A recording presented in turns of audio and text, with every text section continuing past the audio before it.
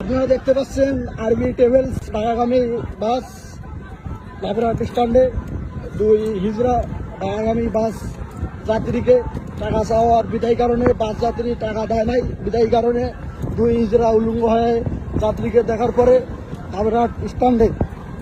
লাভরাট স্ট্যান্ডে সাধারণ জনগণ আরবি ট্রাভেলস গাড়িকে আটকার পরে দুই হিজড়াকে বাস থেকে টানা হিজড়া করে বের করে জনগণ যায় যেটা পায় রড চিড়ে করে দিয়ে দুই হিজড়াকে মারে। এক হিজড়া জীবন রক্ষার্থে পালিয়ে যায় আর এক হিজড়া জনগণের হাতে ধরা পড়ার পর ইস্তেদারের জনগণ পেটাইছে। পেটার পরে আপনারা দেখতে পাচ্ছেন হিজড়ার কি অবস্থা, উলঙ্গ হয়ে পড়েছে। এই বাংলাদেশে কোনো দুর্নীতিবাজ চাঁদাবাজি চলবে না। এই আমরা সবাই দুর্নীতি চাঁদাবাজকে আমরা বাংলাদেশ মুক্ত চাই।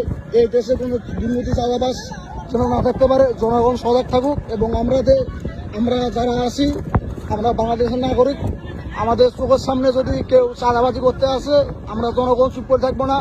আমরা জনগণ সবাই মিলে এমন ধোয়ায় দেওয়া দেবো, এই দেশে চাঁদাবাজি মুক্ত করব।